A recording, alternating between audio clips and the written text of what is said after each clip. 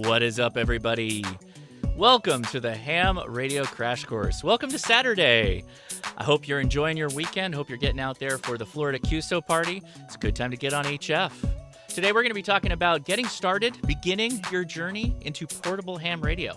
And I have ham radio for non-techies to help me do it. He's going to be talking about the kits he's built and the radios he's tried and lessons learned. So buckle up your seatbelts because we're going to have some fun today. Enjoy the memes as we get things started.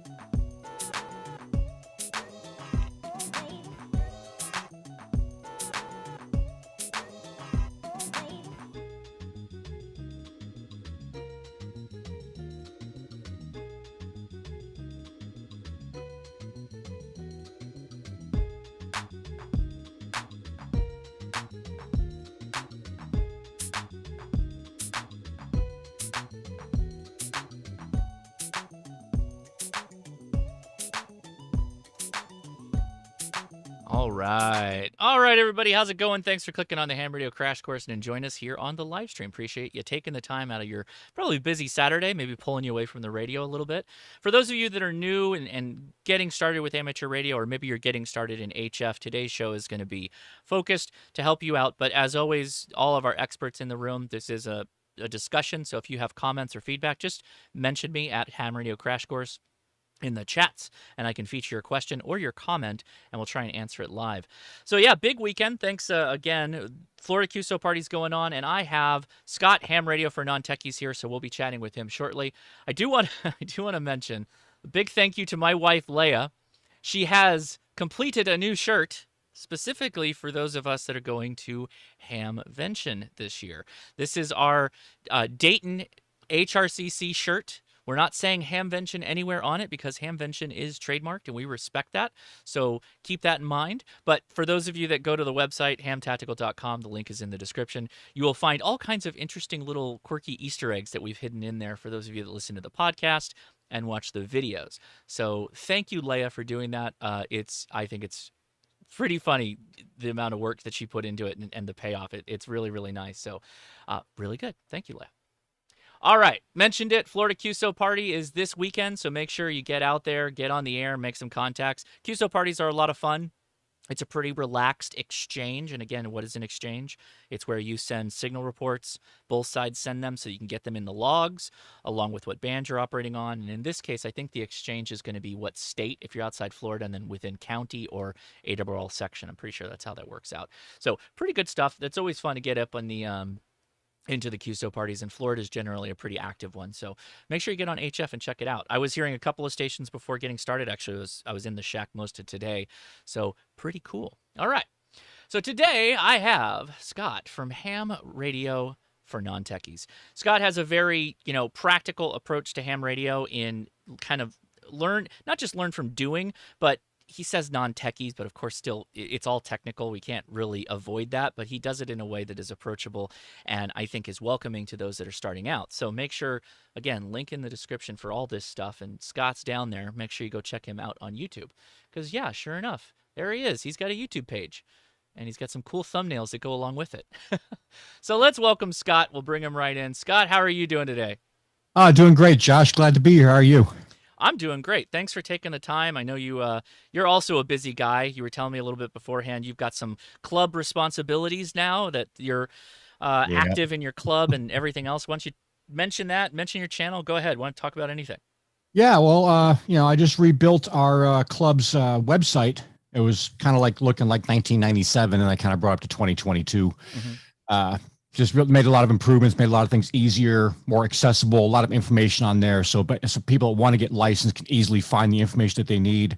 Mm-hmm. And we have actually two sections for the licensing on there. One's like how to get your license. The other one's how to go take the test from our club exclusively. Mm-hmm. As far as my site goes, I put the site up there to kind of accompany my channel because I talk about a lot of stuff. I wanted to have resources available for people that want to get into ham radio and be able to easily access everything in one spot. I went looking around for months trying to find stuff to assemble this website.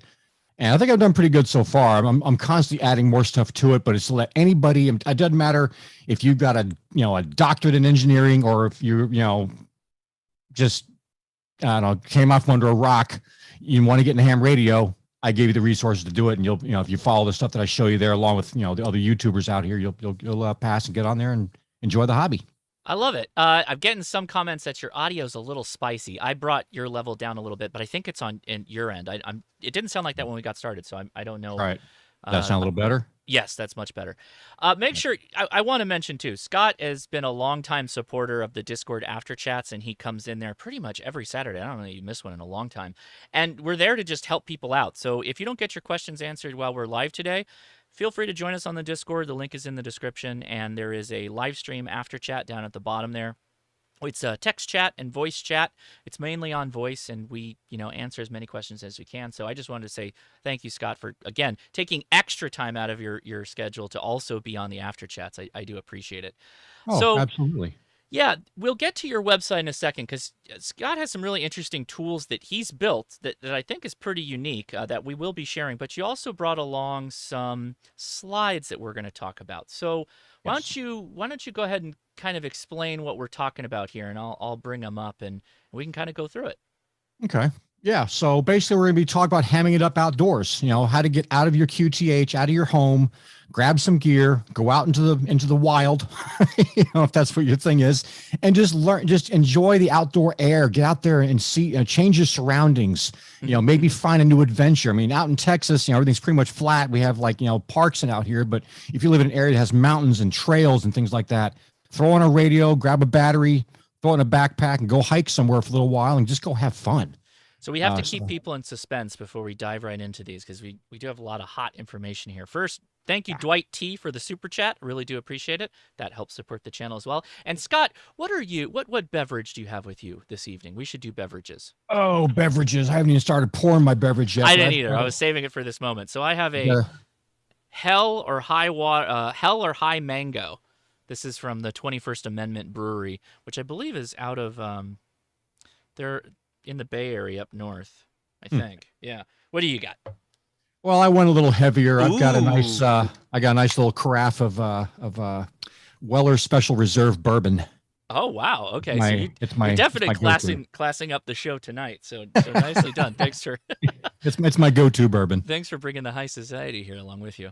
Oh boy, and there you go. That'll get started off right. I like it. All right, so I've got my big solo cat cup. So I'm all ready to get into these. So I've got the slides. Scott's going to tell me to flip through them, and we're kind of going to chat and have a discussion on kind of where you're at with portable ham radio. And I have differing opinions in some cases, but I think it's going to be a lot of fun. So everybody, let's go. Yeah, absolutely. So, you want to go out and play radio outside. How do you go about doing that? Because like I said earlier, being at home, playing ham radio is fun, but venturing outdoors has its own set of rewards. So you have fresh air, new surroundings, chances for adventure, all kinds of stuff. So with that in mind, I had a little list of activities here. This is a partial list. There's all kinds of stuff you can do with your ham radio outdoors, but this is the ones that most commonly come up. So number one, of course, is POTA, SOTA, and IOTA, which is parks on the air, summits on the air, and islands on the air. Or if you're Carlos, it's parachutes on the air because you jump out of a perfectly good airplane with a radio. And that is portable. That counts. It is portable.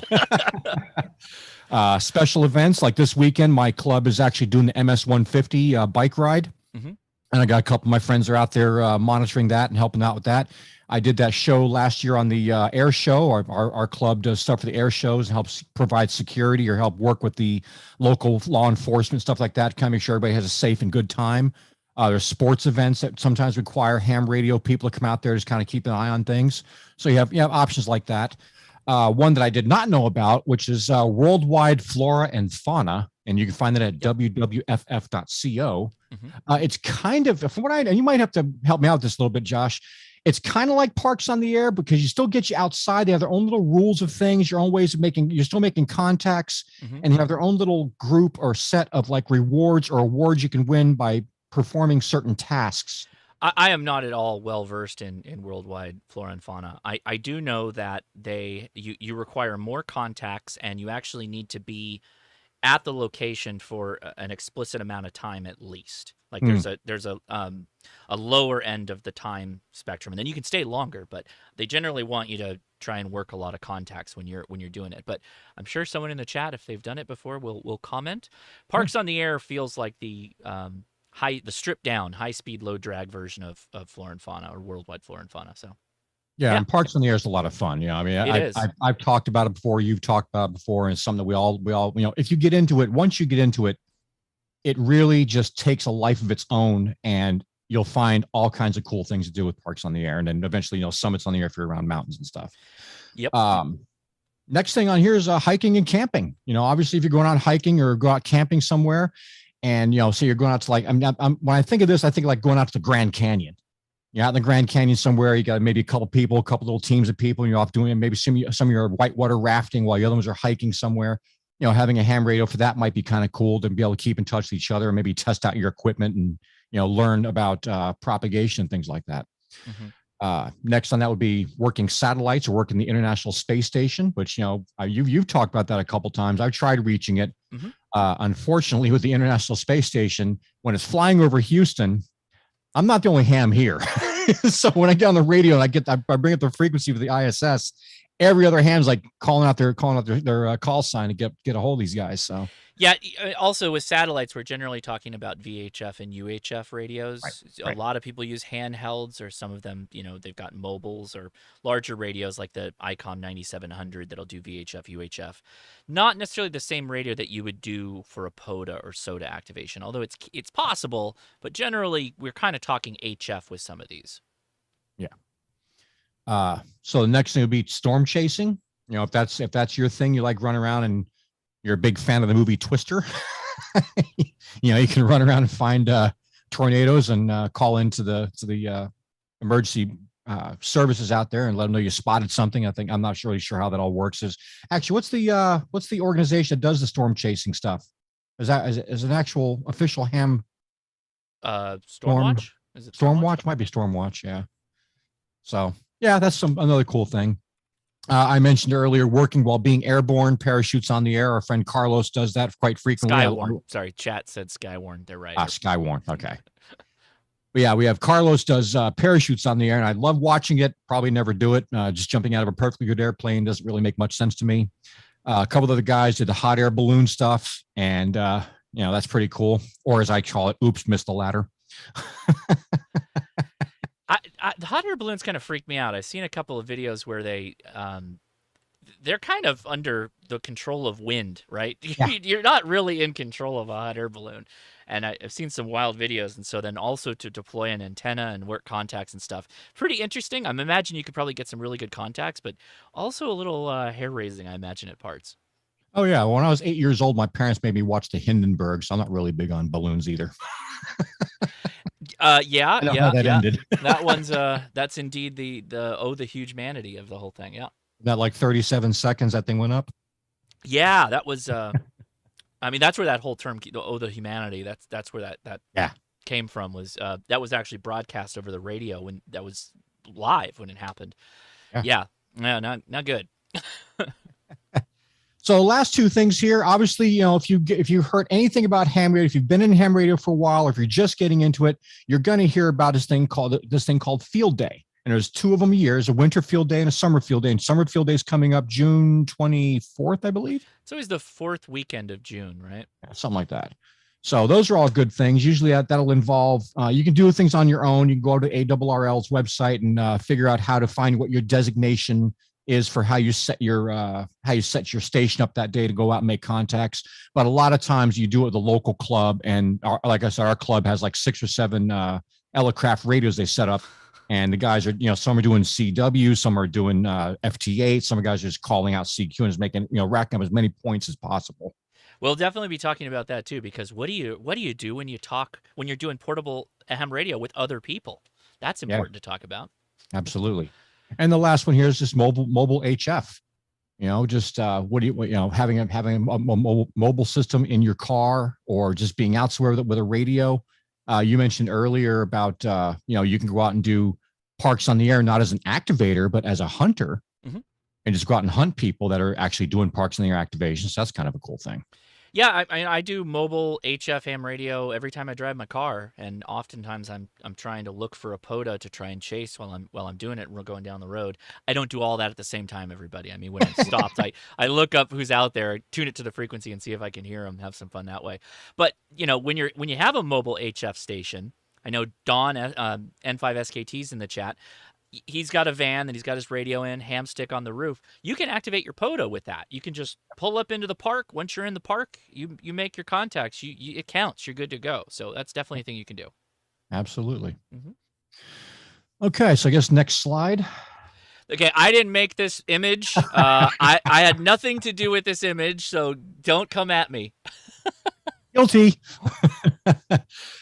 Okay, so now that we have what to do, now we have to. I want to discuss what gear do I need. You're gonna get me in trouble, man. You're gonna get me in all kinds of trouble right now.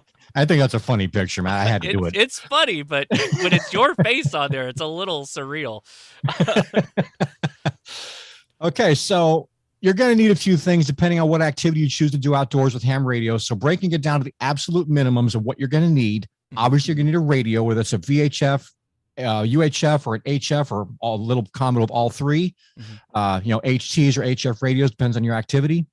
Obviously, you have to have an antenna. The most important piece of gear you can have in your ham radio gear is going to be an antenna. We've said that 1,000 times. I definitely believe that is true, but it's a trilogy, right? You got to have a power source, you got to have a radio, and you got to have an antenna. You can't have any of it without one of them, right? If one of them doesn't work, the whole thing's kaput anyway. But the antenna is what gets you out the furthest or meets whatever goals you have. So it's one of the most important things to consider and work on, I would say. Absolutely.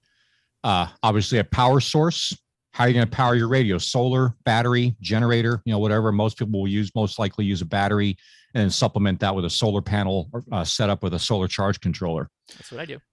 And the final thing, and it's kind of a way to log your QSOs, your contacts. That's either be pen or paper, using a phone, tablet, or laptop. As one of our fellow YouTubers likes to say, hammers. Hammers. What is the your logging software logger? is called Hammers. Hammers. That's right. He's in the chat, by the way. Okay. Hey, Mike, how are those snakes? Okay. So optional, but sometimes necessary gear that gets overlooked. And it's something you got to think about. It depends on where you go. And when I go out to the park, I'll bring like a 64-ounce jug or cooler thing or a thermos with like tea or water or something like that. You always want to try to stay hydrated. Now, of course, common sense has to take over depending on the situation you're going to be in or how long you're going to be out there or how far away from civilization you're going to be. You need to consider water, drinks, food, stuff like that. Very important. Yeah, particularly if you're out in the sun, even when you're doing parks on the air and you're using like an awning, just a simple awning, you're still going to get hot. It's still going to be hot. Yep. Yeah. Oh, thank you, Chris. KI7JOM says that needs to go on a T-shirt. Yeah, buddy, I'm not signing up for that. You're going to get me canceled. And obviously, the last thing on here is have a first aid kit. Definitely. You never know what's going to happen. Accidents happen. If you're out in the middle of nowhere, if you're on an island full of snakes, hint, hint. You're far away from anything. You want to make sure you have some way of maintaining your life until you can get proper medical care or medical attention. I will mention, just because you said first aid kit, and that's a big important factor in my life, being a Boy Scout, doing the whole thing. I've had USN Doc, who's another YouTuber on my channel, twice, and we've talked about the importance of first aid kits. Obviously, he's a surgeon for the United States Navy. But some of those things, we talk about that, like what are the most important things hams should carry in a first aid kit? And then kind of dispelling myths on some things like what's a good blood stopper and snake bite kits. We talked about that. There's not, spoiler alert, those old kits that everybody used to get with the survival kits, the two green rubber halves, and it had a vial of who knows what in there, and you're supposed to take a razor blade and cut your body open. Don't do that. Go watch the video with USN Doc. Please don't do that if you get bit by a snake. Please, please don't do this. So anyway. I think those snake bite kits probably have a little snake oil in them. Yeah, that's what it comes with. Yeah, indeed. So I'm going to get off this slide as fast as I can. So here we go. Okay, so moving on here, the gear that I personally carry, I'm a little bit of a sadomasochist, and I carry a lot of gear with me because the parks I go to are close by, like maybe 20 miles, 30 miles max. The parking is usually 15, 20 feet away from where I'm going to be operating. So carrying 2 backpacks and a radio is not a big deal for me. And here I have 2 backpacks and a hard case. I take my POTA activations and most of my park activity, like I said, is close to my vehicle. So what I normally carry, and this is going to sound weird, but I normally carry my 7300 and my 705 because the 705 is in my other backpack that has all my little antennas. So I might as well carry it instead of pulling it out all the time. And in that bag is also my 9 amp hour battery. And then the beige backpack is my 20 amp hour battery, which powers my 7300. Mm-hmm. So you can see on the blue backpack on the right is my DX Commander Expedition, which, by the way, yesterday I was out and I was tuning up my new antenna, and the wind and the trees were against me and snapped my DX Commander Expedition pole. Oh, yeah. No. Off-Grid Pete, thank you very much for the super chat. He says, get outdoors. I agree. Absolutely. So what, was it just the top tip? Can you replace it or? Oh, no, it's almost the top third. Oh, right, no. About a third of the way down, it snapped a little, about 3/4 of an inch thick piece snapped in half. Okay. Yeah, I was a little upset about that. Yeah, seriously. Almost threw the antenna in the lake. I have to ask you, since we're talking antennas, I see you're not carrying all of these antennas. Oh, yeah. All of them. Is it because you're doing a YouTube video reviewing them or what? No, I carry a lot of antennas. I want choices because when I get out to a park, I choose either to put up 1 antenna or maybe 3 or 4. And I've got a switch, which I'll talk about that here in a sec. Okay. But I switch over to try different things. Actually, Mike K at MRD got me on that kick because he'll bring out 2 or 3 antennas. And when we're out there actually doing activations, we'll switch in between and see which one sounds better and see who's hearing us better off which antenna. Now, I don't want to sidetrack you, but do you ever do FT8 or Whisper to see how you're actually propagating on things like that? I have not tried that out in the field. I do most of my digital stuff here at the house. Sure. I have it all set up that way, but I haven't really tried it out in the field yet. That's something I might have to give a shot to sometime. All right. Well, we got another super chat from Rafael Pinto. He says 7,300, 21 amp hour LifePo, and a 23-foot fishing pole and a bunch of wire is all you need. Assuming that the 7,300 can tune it up, or you're just doing 1 band and it's resonant. Sure. Thank you very much for the super chat, Rafael. Appreciate that. And yeah, that the 7,300 is actually a fantastic portable radio. Oh, I just did the whole move thing. It is heavier though, so you're going to have to, as you're doing, Scott. You have literally like 2 backpacks that you carry out. Yeah. It wouldn't. I wouldn't hike with that with this loadout, but at the same time, if you are just going to be portable in a parking lot and then get to a picnic table or whatever and set up, then that's fine. That's not very inconvenient to carry those bags out. Yeah, and I like having options. I mean, obviously the 7,300 is in the big green Apache case in the center there, and that's got the the microphone and the power cables and stuff. So some other antennas that I carry, the KM4ACK, of course, the K6ARK, the Chameleon lightweight end-fed sloper is a good antenna. Hold on. The kids just opened the door and walked away. Hold on. Okay. Or you keep going. I'll be back. That's all right. All right. So, so I have also the Pac-Tenna and the 10 tennas. And if you haven't seen the 10 tennas, again, it's something I was told about. That's the 10 tennas antenna. Really cool little setup. I think it's good for 100 watts. Well, we'll talk about that here in just a sec. Let Josh get back here.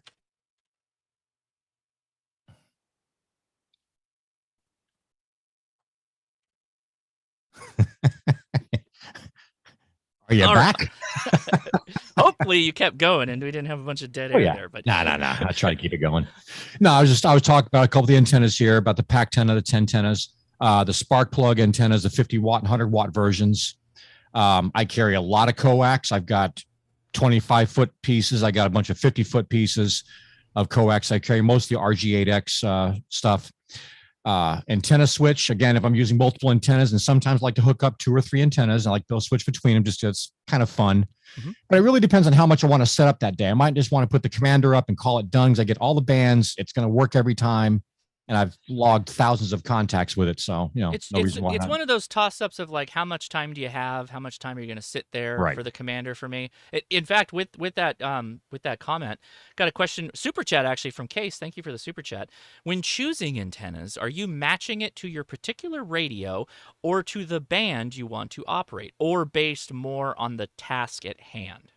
I'll let you go and then I'll add some comments For on me, it. it's more of the task at hand, but the all right, first off, I'm part of the no tuner club.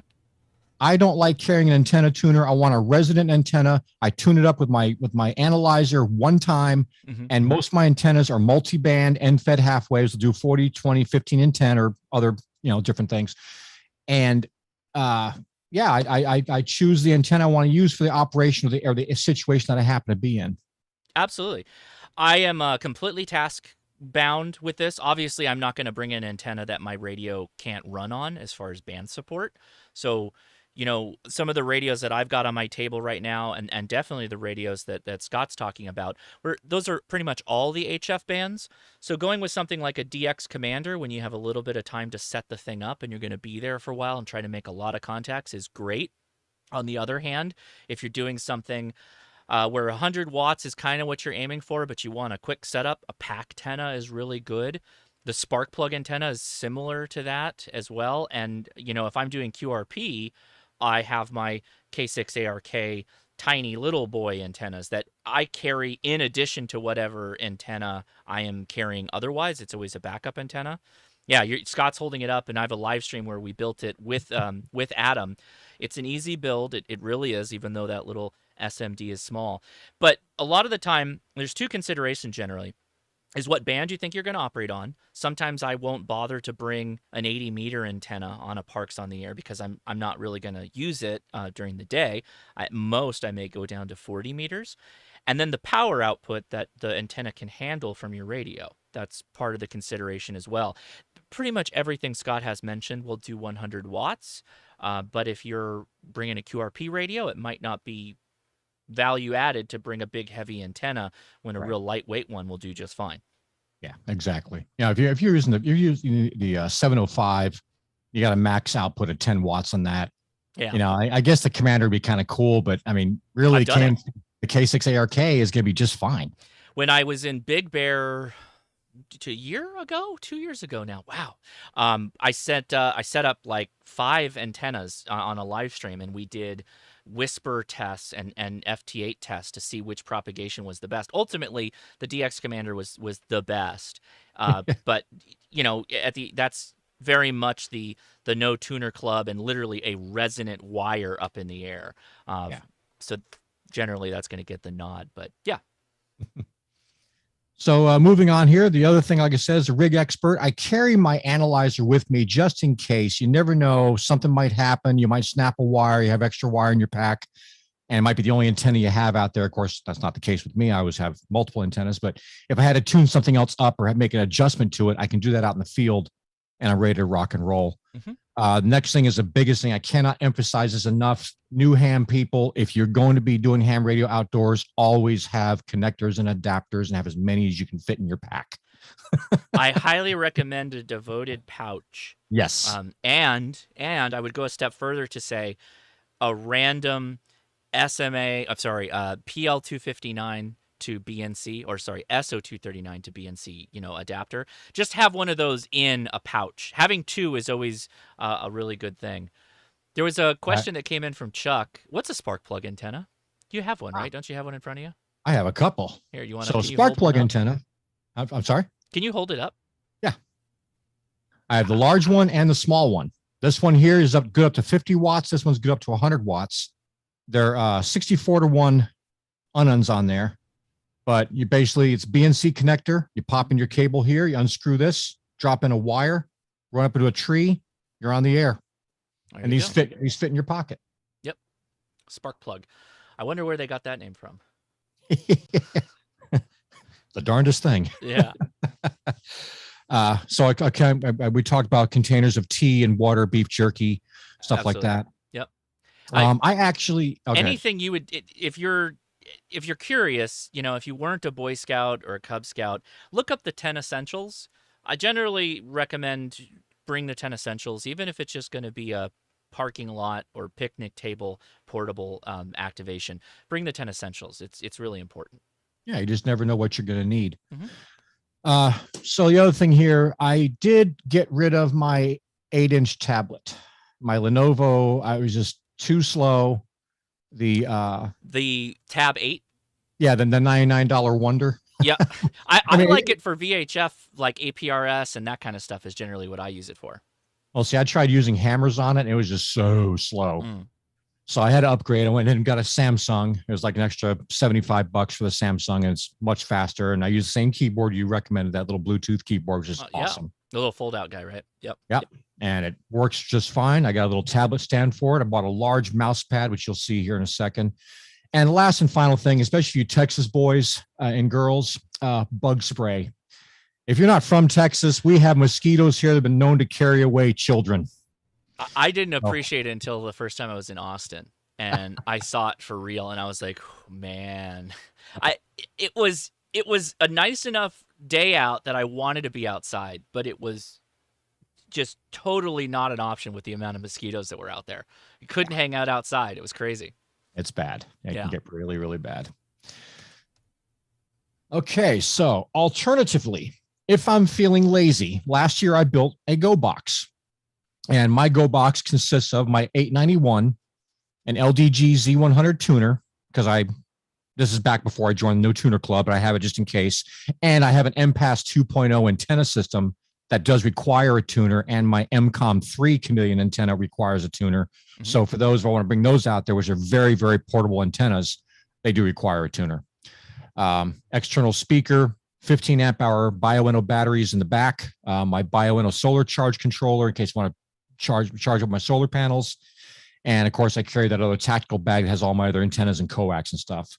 And this setup is nice because it has wheels and everything, but it's also the size of a Buick. So you're still carrying something that's, hundreds of pounds through the forest. If you're doing picnic table portable and you can see your car, the wheel cases are great. I have a bigger case than that, and I generally find they're heavy, sure, but the nice thing about them, and I know why people like them, particularly the people who roll up to a POTA, just throw that thing on a table and get to work, is it's all inclusive. Yep. Your whole world is kind of like right in there. Yep. You literally throw your antenna in a tree, connect it to coax, plug the coax in the back, turn it on, you're on the air. Done. All right. Yeah. So I guess we're ready for the next slide. Yep. Okay. So let's talk a little bit about radios. There's a lot of choices out there. And I did a show recently talking to like new generals. Instead of getting overwhelmed, there's so many radios out there, so much to choose from, and so many different price points. What do you go with? So I come up with like 2 packages that would be, for like a budget ham that wanted to just get on the air and have fun. I came up with 2 options for you. But like I said, there's so many choices here to choose from, and it's really a personal preference based on budget, weight. If you're going to be climbing, you're not going to climb with a 7300 on your back. If you are, you're worse than me. Well, you're Adam. K6ARK will do that. Oh, really? Yeah, I'm pretty sure he's done it. I know he takes the 857 up with him often. And then you got, of course, what operating mode? You're going to be doing primarily single sideband or phone. You're going to be doing, Morse code. You're going to be doing digital. So those are all going to play factors in what radio you get, because some radios are very specific to what they can do. The radio you have will probably be fine. You can always change radios down the road if you want to do an activity that requires different equipment. Like I said, I probably wouldn't hike up a mountain with a 7300. Fit the gear to the situation is my best advice to you. Yeah, and a good point here, and I love this picture because this literally looks like somebody who's picnic table portable, right? They've got a ton of gear, and they can pretty much do everything they want, right? They can do digital modes if they want to. They've got the 7300, so you can pretty much do anything you want with that.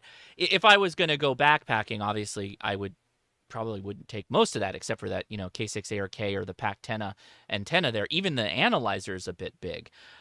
Some parks are like that. I know Mike K8MRD, also a really great YouTube channel. He likes to hike at the parks he goes to. And some parks are like that. You got to hike in. So it really is actually, this is a really good thing about ham radio today, is that whatever it is you want to do outdoors, you can find the right radio that will kind of slot into that and really be rewarding and not be, too much or too little. Yeah, absolutely. And that's actually a picture of my gear. And I was talking about that oversized mouse pad. That huge map of the world is a massive 36-inch wide mouse pad. I love that. And it's just nice to have it down because some of the picnic tables are kind of ratty. It's not like somebody goes out there and sands them down and varnishes them every week for you. And it's somewhere like they're from like 1955. So just to keep my gear in one place and I have things falling through cracks, I kind of lay that thing down and put everything on top of it. And, it was like $6 on Amazon. It was nothing. But absolutely fantastic little piece of additional gear. Indeed. But yeah, I got my 7300 there. I've got my battery, my switch, a couple antennas, the Bluetooth keyboard, of course, my analyzer, and then my tablet and tablet stand. And that's pretty much, if I had to go down to bare minimums and carry a 100-watt rig, that's what I carry with me. I mean, this would be, for everybody kind of thinking back to the first couple of slides where you're talking about things you can do with portable ham radio, this would kind of fit into almost all of those, aside from maybe soda for hiking. But, this would be a good Parks on the Air kit. This is a good field day kit, which with some additional gear that we'll probably talk about here in a minute. You could do pretty much anything you want with this. So, this provides you with massive amounts of versatility to accomplish pretty much anything you want to do. Now, down below here, I've got a couple suggestions for radios. The Xiegu G90, it's a 20-watt rig. People laugh at, 20 watts, ha, ha, ha. I got a buddy of mine, my ham buddy here in town. That's all he had. Budget restricted, that's all he had. Right. He logged since October of last year, when I first introduced him to Parks on the Air, he's logged over 4,000 contacts on that radio. Wow. So laugh at it all you want. I don't know who first coined the term, but if 20 watts is good enough for the military, it's probably good enough for you. Most of their radios are all 20 watts, and I've heard through the grapevine that some people in the military are actually buying a bunch of G90s, and they're kind of leaving the Harrises at home, and they're just running the G90s out in the field for practice, because if they blow one up, who cares? They'll just swap it out because it's $450 or whatever, right? Yeah. So the G90 is a great little radio. If you're on a budget, that's one of the ones I recommend. The next one up from that, the FT891, great little radio, about the size of an old car stereo, same size and weight, 100 watts, absolutely fantastic radio, not overly heavy with menus and sub-menu. I mean, it's got the typical Yaesu menus, but it's got the deep F. It's got that deep F menu. That's the thing that scares me with that. But it's not like the 991. No, the 891 it remains my mobile HF radio because it is a convenient radio to put into a car. So again, going back to talking about mobile HF, that's the radio I use. I find it really convenient to use for single sideband voice and CW. Not a big fan of it with digital modes, which the next two radios would be my nod for digital modes if you're trying to do that out on portable, that kind of thing. Oh yeah, absolutely. Yeah, like I said, the next radio here is the 7100, which is your portable 100-watt. What's that? That's all band, all mode, right? VHF, UHF, yes, it is. Yep. So it's kind of like a shack in the box, kind of like the 991. And then, of course, you got the 7300, which is probably, I'd have to say, and you correct me if I'm wrong, I think this is probably the most iconic and popular radio that most hams will gravitate towards when they think about an HF rig. Yeah, I don't know. I don't know sales numbers on any of this stuff, but it feels like the 7300 is going to be a mark in history of one of the radios that was extremely popular for all hams. I know there's people who had never bought an ICOM or considered them and picked up a 7300 and generally enjoy it. It's an easy radio to use. It's effective. And now that the price, nothing's got cheaper, by the way. Nothing's gotten cheaper at ham radio. Let me just tell you, everybody, for those wondering. But it's still as effective as it was when it came out. Well, I like the 7300 so much, I bought two of them. Yeah. Why don't you mention that? So why do you have two 7300s, Scott? Out of laziness, I keep my POTA 7300 in the Apache case. So if I want to get up and go, I get up and go. And I got the other one hooked up to the shack. I don't want to mess all the wires in the background. With my luck, I'll hit something, cross something over, and fry something. So I'd rather hook up one time and leave it alone. I totally understand that. Yeah, I totally understand. Particularly if you ground, like if you ground your shack, right? If you got your radio grounded, like you probably should do at home, then yeah, it's kind of a pain in the butt to yank it out. Yeah. So just to alleviate that, I went and just bought a second one. I sold my 991. When I first got into ham radio, I bought the 991 because I was like, oh, these guys all got these icons. I don't want to get an icon. I want a true shack in the box. I want everything. I wanted all in one solution. And it sounded great at the time. And it's a cool radio. Yeah. It's just not a cool radio for me. It feels like the 991, I believe, came out before the 7300. And you can kind of see the difference in the screens. The screens are quite different when you're looking at them side by side. Even though the 991 does offer VHF, UHF, it feels like it's the previous generation of radios versus the 7300. And now everything Yaesu's come out recently is very good. I'm not saying the 991 is bad. It's just you kind of feel the generational step that occurred between those radios. They definitely made an upgrade on the display between the 991 and the newer stuff that's come out now. Well, the FTDX10, the FT101, right? Those are all like bigger screens, really, really nice. But that's HF only versus the 991 is still the all band, all mode. Well, one of the other issues I had, this is my home QTH, and another reason why I got rid of the 991, I like to be on my nets with my local VHF or my local repeater here in town. And it was very hard to do that and be on FT8. Yep. So I had to pick one or the other. Well, now with the 7300, I went and bought a Yaesu 2980, which is just just a UHF or VHF rig, and I got it hooked up to the 40 or 50 different main channels around town here, so I can be on that and I can be playing FT8 or anything else I want to do at the same time. Yep, that's exactly why I say have two if you can. Have a devoted HF radio and have a devoted UHF VHF radio. So if one were to ever go down on you, you don't lose everything, and you can listen to both at any one time. Yep. So a couple other radios here. The Xiegu 6100 is relatively new. I don't know a whole lot about it except what I've seen in the 8,000 videos on it. Well, T.O.'s in the house, temporarily offline's in the house. If you want to know more about the 6100, go to his channel. That's the guy to talk to. Absolutely. Yep. Then you got like the Mountain Topper, which is strictly a CW or Morse code radio. The KX2, another QRP, but fits in your pocket type radio. And then KX3. So you've got all these choices and stuff. You really, it's so easy to get flustered and get overblown by what do I get? Where do I start? Yeah, particularly the last 3 or 4 you mentioned there, from the 6100, the Mountain Topper, KX2, KX3. Those are radios that, guys are interested in doing parks on the air. That's a solid choice.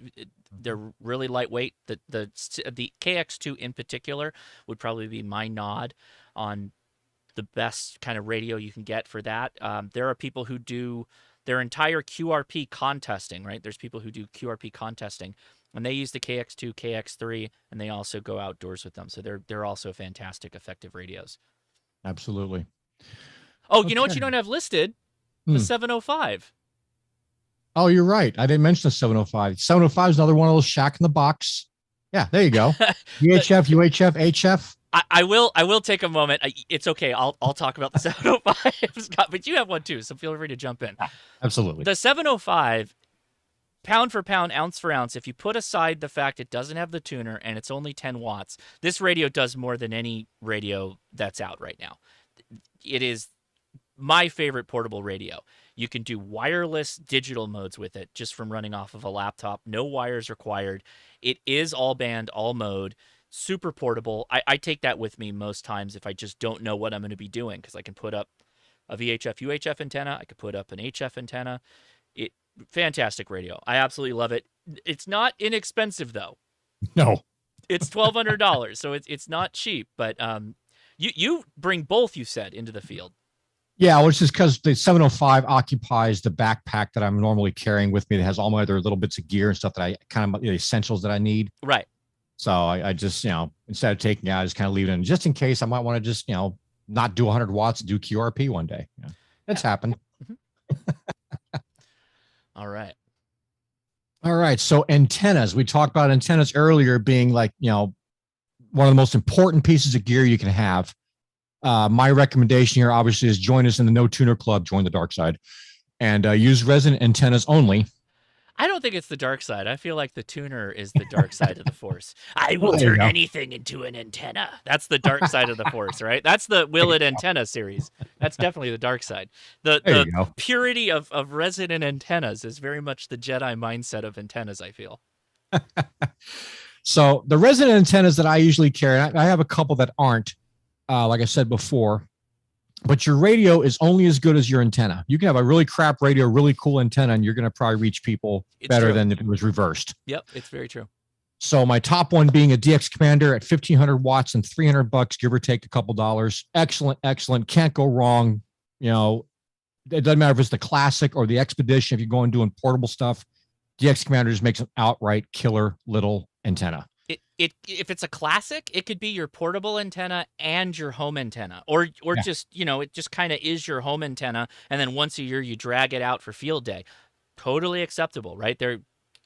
I agree, 100%. Absolutely. Next, you're doing QRP, the K6 ARK end-fed half wave.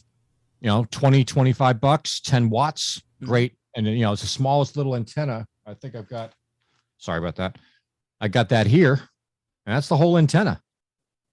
That little tiny. That is the matching unit. That's the matching transformer. Did you build yours up as the 49-to-1? That looks like the 49-to-1. Yeah, it's the 49-to-1. Mm-hmm. So with that, you'll get most HF bands without the need of a tuner at all. You just kind of put the end on a pole, a telescopic pole. We should probably mention those at some point. Yep. And as Mike does, he did a great video on it, just shove it into a tree, let the pole fall into a tree, and that's pretty much all you have to do. You can get more advanced than that, but yeah. And that's one of the fastest ways to get to deploy an antenna is just throw it up in a tree. Mm-hmm. There's some places you go, some parks, I forgot to mention this, some parks will not let you put stakes in the ground. If I go to Battleship, Texas, or San Jacinto State Parks, a sacred hollow ground or something, you cannot drive a stake in the ground. I bet I know why, and it's probably not for the reason you think. It's I bet you it's because of gold metal detectorists. They probably don't let them pull plugs, and a lot of people will use just a stake on the target, and they can actually pull the coin out or the relic or whatever just using like a screwdriver, something like that. So that's probably what it is, I'm guessing. Next antenna here is the KM4ACK, which I just built this one yesterday. Oh, I'm going to switch back over here. Hold on. Hold it up. Great antenna. I have a video on this as well. That was also among my list of antennas we tested when we were up in Big Bear. Works great. Works really great little antennas. $39. Go up to like 100 watts. I think he only advertised it at 50 watts, but I've taken it to 100 watts before. I never had a problem. I think I did 100 watts on FT8 with it. No, yeah. I take that back. I did 10 watts because I only had the 705 with me. So only 10 watts, but yeah. And then one that Mike introduced me to, K8MRD, is the 10 tennas. These are on eBay. You got to type in 10 tennas on the eBay search and get those. They're about $40. Oh, I'm going to give it and back. They come in 100 watt. They come in 100 watt and I think maybe 250 watt. I'm not sure, something like that. But they're cool little antennas. You put your wire on here, counterpoise if you want it. There's your SO239. A little doingy on there, hanging in a tree. Done deal. Ready to go. So let's see. 2 comments. I don't have an Artemis, Don. I would love to, and I'm sure Scott would like to review an Artemis as well. We'd love to check that out. Oh, yeah.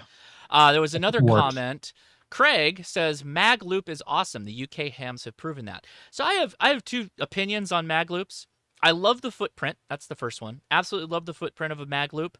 Kind of bulky to pack in your bag, though. When I went to Modern Rogue to Austin, I was flying 1 bag, and I, for the life of me, couldn't get everything I needed, including like a change of clothes, and also get my mag loop matching box in there with the coax I needed and all that stuff.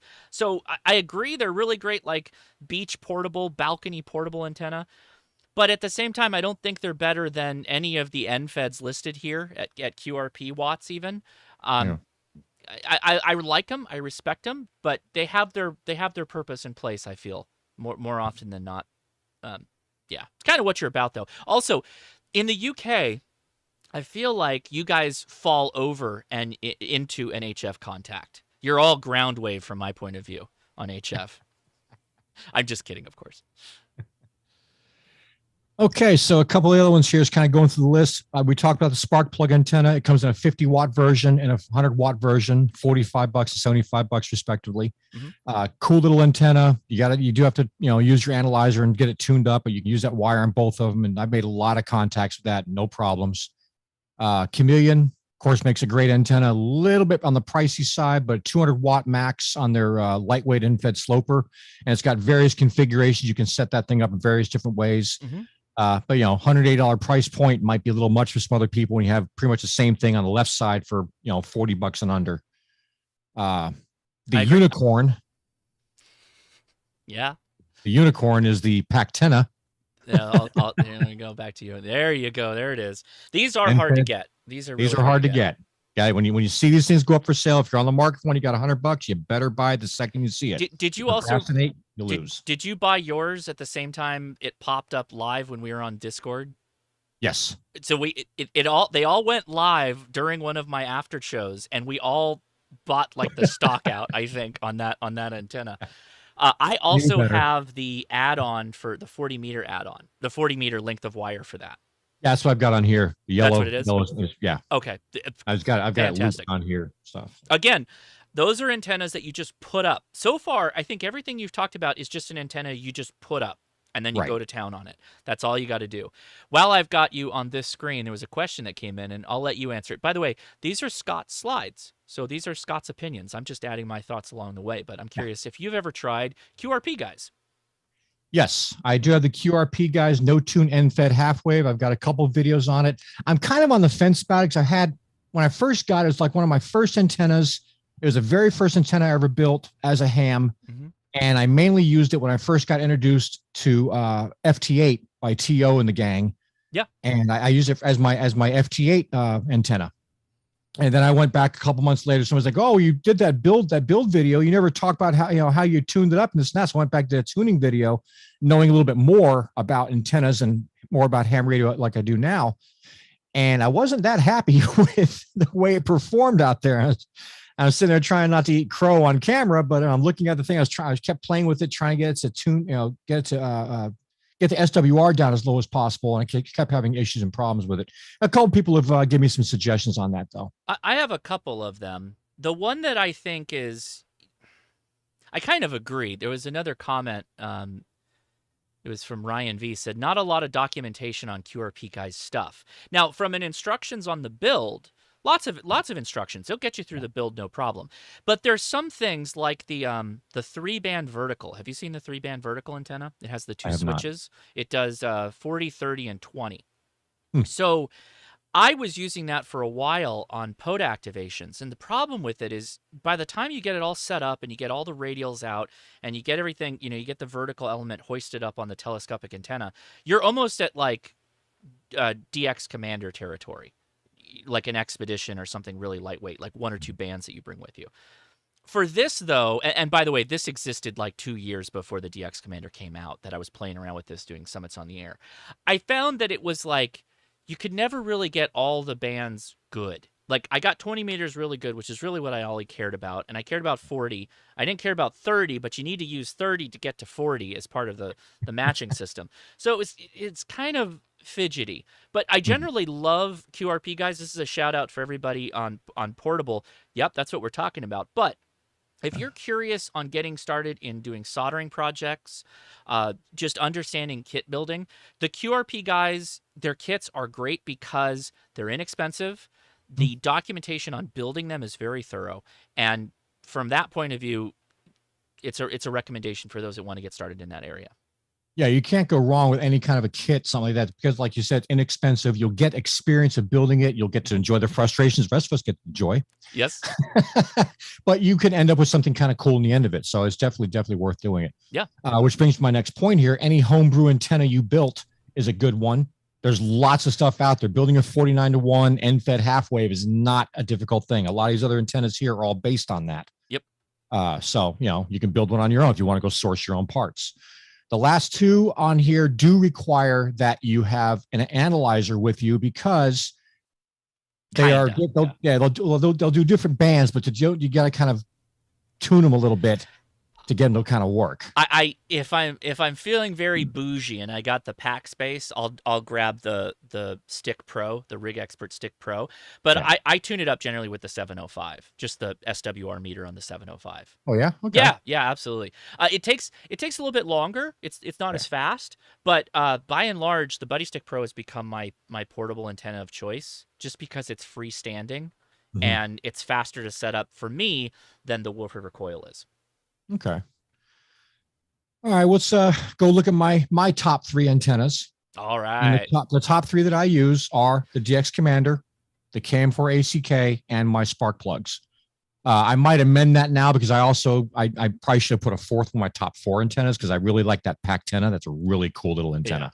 Yeah. Little unobtainium, but if you can get one, definitely get one. They're fantastic. And there's, these just and ones that I choose to bring with me. If I had to choose them, if I had to choose one, I mean, for portability, I'd probably have to go with the KM4 ACK. Yep, I would And too. just for for the amount of bands and stuff, I had to go with DX Commander. I feel like if I'm like camping with the family, I'm blocking part of the slide here too. I apologize. Let me move my fat head out of the way. If I'm camping with the family, like if I'm going to be somewhere for like a weekend and I want to set something up, the DX Commander would probably be my choice. Unless the only downside is when you're portable like this, you're likely going to have your radials kind of strung out. Kids are magnets for radials. Whoa, what did I do? I just broke the whole thing. There we go. Kids are just magnets for radials, and they'll run into it, rip the whole thing down. It's kind of a nightmare when it comes to having kids out in the field. So the other one that I bring for that specific purpose is the Soda Beams Band Hopper, the 3-bander. 3-bander or 4-bander, but 3-bander is usually sized better, because I'll run the vertical, the center point up in the tree with a pole and tether it to the tree or a park bench or a picnic table, and then I'll string the legs out higher than kids can run into, and that's a really good kid antenna. Is the band hoppers. That's generally what I do. Yeah, we did a park activation with Jason and Mike out at Galveston Island back, I think, January 2nd. And we had Mike's DX Commander set up, and people were just walking by with strollers. Yep. Why? There's obviously a big pole right in front of your face that doesn't belong on the beach. Yeah. And walk right over your stuff. Like, yeah. That's Yeah. Yeah. That's. It just happens. I've had that happen with the Buddy Stick Pro too. That horizontal elevated radial. I add plastic little flags off of it so people don't clothesline themselves on it. Oh yeah, and they still sometimes children in particular. Yeah, they still do. So you got to be careful of that. So next slide here is talking about. We talk about analyzers a lot. So what is an analyzer? Well, these are analyzers. I give you a couple different options here of things that I would think about. The MFJ analyzers are good, inexpensive. If you're looking for something that's going to be cost effective, but they can be kind of large and they're reliable most of the time. Second being the Rig Expert, which is kind of like the king of analyzers. And they run anywhere from $299 to $1,150. And you talked about you had the Rig Expert Pro, the Stick Pro. That's the one that I take portable more often. That little one on the right there is the black. Really cool. Yeah, the black one that literally looks like a stick. Yep. Yeah. And then finally, a lot of people like the Nano VNAs because they're inexpensive. A little bit of a learning curve to play with them. I still have yet to play with one. Just because I watch Ape and I watch a couple of the guys on YouTube use these things. I'm sitting there like I'm in awe because I can't figure out what you're all looking at and how you're doing stuff with these things. So the Nano VNA is fantastic. By the way, every ham should own one of these. There's a link in the description to my Amazon store where I have the Nano VNA linked. It is a vector network analyzer. So you get all the capability of a vector network analyzer in the palm of your hands, which goes beyond that of just working with antennas. You can use this for filters. You can use this for other aspects of whatever stuff you're building in that RF chain.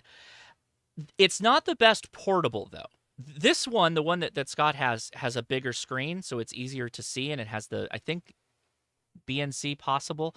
I think there's some that have BNC connections in SO Tier 39. But by and large, not my favorite for portable. I much prefer using it more when I'm in the shack and I'm working on like a project on the the workspace. But yes, you can absolutely make it work. But yeah, analyzers are great to have just because it allows you to sit there and, tune up your antenna. Mm-hmm. If you want to build your own antennas, they're invaluable tool to have. You're going to buy one eventually. If you're getting ham radio, you're going to own one of these things you see on the screen here or something similar to it. Indeed. Okay, so next thing is we talked about this a little bit earlier, miscellaneous gear, creature comfort stuff. Yep. Nice tablet, foldable Bluetooth keyboard. I got that eFish extra large mouse pad, 35 inches by 15. I was expecting to see the Glock gunsmith desktop rollout for your portable setup. Well, no, I swear these things were on it. sale. These things were on sale for $5 on Amazon. I couldn't pass up. It's a thick mouse pad, just like any other mouse pad. It just happens to be really huge. You can roll it up. It's just great. And of course, my little adjustable tablet stand holder. What? How much did you say it was? $5. The keyboard. The world map. Yeah, the world map mouse pad was like $5. It might be like $6 now. Oh, so that's fantastic. Who cares if you muck it up? Just throw it out and buy another one. Yeah, absolutely. Oh, absolutely. that is a hot tip. I really love that. I'll throw a link in Discord later on. Yeah. Well, yeah, absolutely. So everybody, reminder, we're going to Discord after this. So if you have more questions, we didn't get to them, we want to answer your questions. And we'll have Mike, Kate, MRD in the house likely, and some other folks that are also POTA active and hamming harder and all the hashtag buzzwords. So yeah, are we going to the next slide? Yes. Okay. Yeah, we got to try to wrap up here. I know we're running a little It's okay. over time. We can run over. It's fine. I'm not worried about it. Good stuff. So last but not least, this was a last minute addition to my slideshow here is bandpass filters. If you're going to be going out, if you're not going out by yourself, you're bringing out friends, you can have multiple radios. I just did a show on this a couple days ago about bandpass filters. You're going to want to have these things because they're going to make your life a lot easier. Whether you buy them or build them, they will make a difference. And the idea behind a bandpass filter is it allows only that band to come through to your radio. So the guy next to you is on 20 meters and you're on 15. You both have bandpass filters for those particular bands. Yep. Then you'll be able to operate next to each other without interfering or getting RF interference between each other. And you're looking at about $130 on average for one of these things. And I don't know if I've got it. Ham DeLorean radio. How many cuss words can you invent while building bandpass filters? A lot. So I've got mine here. I just bought this last week from DX Engineering. So it's non-directional. You can put you can hook up to your radio either way. Doesn't matter which side is the antenna side, which side is the radio side. And I had to ask them about this because there's no instructions about it inside the box. The only thing in the box is like a testing, how they tested it and proven that it works. But I asked him, is this thing directional? Because ones we've got for our club are directional. It requires it being hooked up a specific way. Mm-hmm. So, this is the field day hot tip. There's generally two field day hot tips, which is bandpass filters and grounding. Oddly enough, with that many things all over the place, all sucking power, it's particularly if you're running generators, it's good to have grounding in place for a lot of your radios. I think that was your no. You got there. You go. One more. There you go. Oh. You next pointing. There you go. You on you. Yeah. So in conclusion, when it comes down to it, get out there and enjoy ham radio. Find something that interests you and try it out. Grab some gear and experiment. In doing so, you're going to find things you prefer to have and things you don't, which allows you to modify your gear for what you're doing. You're going to discover new activities within the hobby that may start out as a new trend for you to open up your mind to these new things. And I'm not going to bother reading what I wrote here, but I'm a prime example of this. When I first got into ham radio, I had no intention of going where I am right now. I was going to do everything with an HT, and that was going to be my whole world and blah, blah, blah. And now I got a YouTube channel and 6 radios and 5,000 antennas. And, it's kind of taking a life of its own. That happened to me too. I was like, APRS is my future. I'm going to do in our APRS future, where we're all on APRS and we're all talking to each other via keyboards and APRS radios. Like that was going to be my future. And then I heard about SOTA. Once I got SOTA active, then it was like, oh, that's it. This is like the best. Yeah. Yep. It just kind of takes over, so never say never. If you're getting a ham radio, I wasn't going to go past technician, and here I am an extra.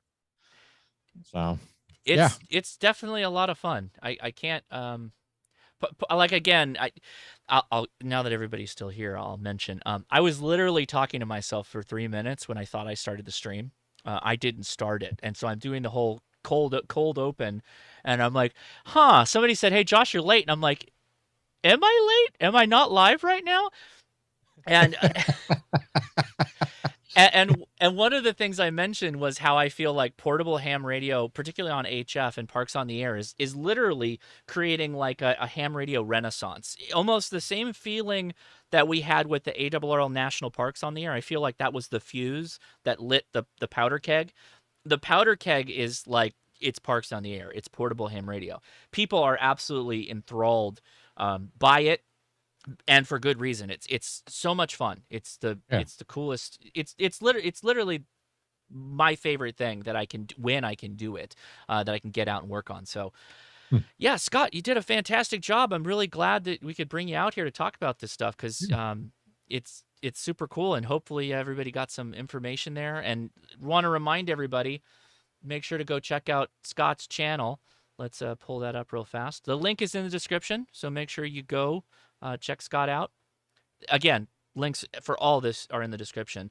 I will mention when when Scott and I were working on some of the slides, I thought I would lay out all these radios and we could talk about them like if we needed to. Like if we needed to press for time. We did not need to press for time at all. So Yeah, that hour blew by it quick. blew by fast. I've actually got one more thing I want to show. Please, yeah, go ahead.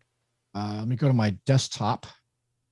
Oh, So yes. If you go, Do you want me to do it? Oh, no, you do it. Oh, You yeah, do it. yeah. You do it. Well, no, you do it. Or you Okay. can share screen. Go ahead, and then I'll hide So myself. I did a video on this the other day. If you guys haven't seen it, I talked about if you're having troubles deciding which radio you want.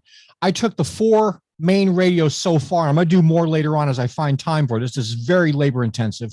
But I took each radio and I've made a hotspot map. How so if cool you is were this? looking at if you're looking into the 7300, you want to find like what does that button do? You click on a little hotspot and it pops up with what these things do. In addition, I also did the close-up of the actual touch screen, and you can actually look on here and see what each one of these little things here does. So you just click on whatever you want to look at. It'll tell you what that's for and what that does. And I did this to help people out in case you're on the fence trying to figure out what kind of radio you want. And I've done it for the 7300, the 991A, the 891, and the G90. So you can go to under ham radio suggestions. There's 4 here to choose from. They all look similar to this, and you can check all that stuff out. That's really all I had. Scott, that's a fantastic asset. I think that. So what was the radios again? You've done 7300, 991A. What else? 891 and G90.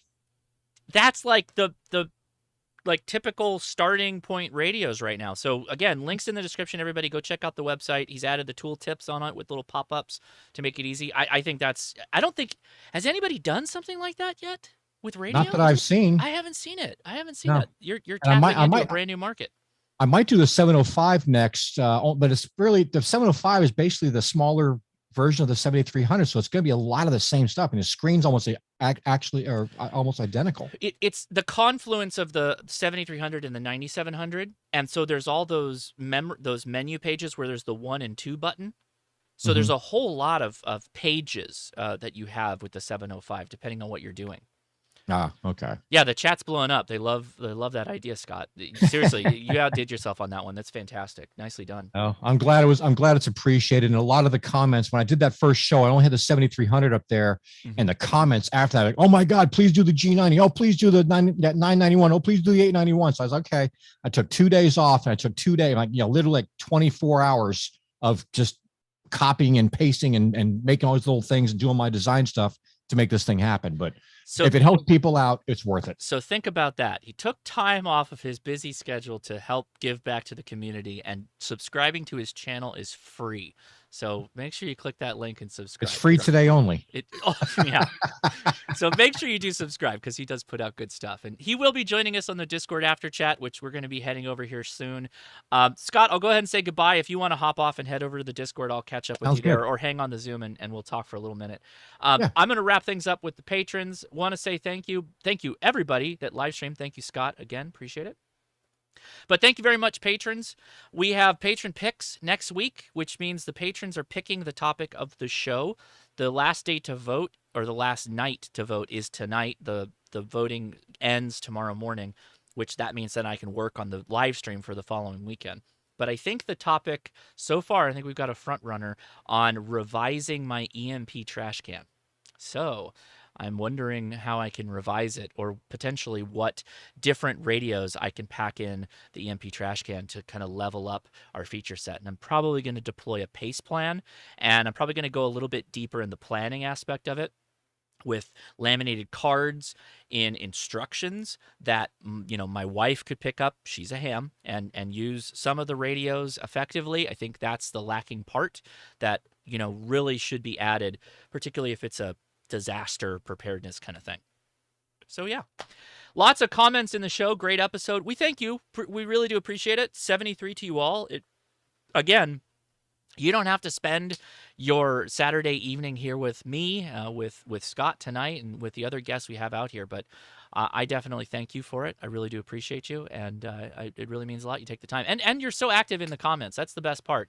I know I don't get to see all your comments, but I really do appreciate them, and we try to work through all your questions. Please join us over in the Discord, or if you cannot do Discord, if you just don't want to do it, that's okay. Just go to Twitch and look up the Ham Radio Crash Course, and it's still text. You don't really have to log in. I don't think you have to log in to chat. Maybe you do. So, okay, maybe you have to have a Twitch account. But you can ask your questions there. I monitor that chat as well. A couple of comments. Ryan V. Okay, your question. Pigeon Man. See you in the after chat. Got a question. POTA versus POTA via SSTV. Yeah, I think so. I think that would work. I think that works. I don't think there's any restrictions on that. All right.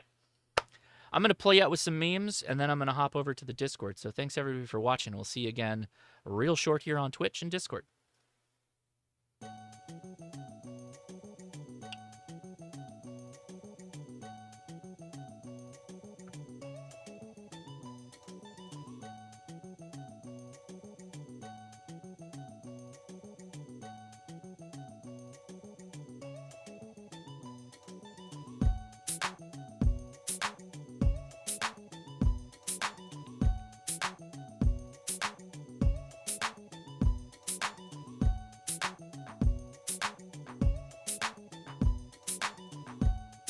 All right, see you in the Discord, everybody. Have a great rest of your weekend.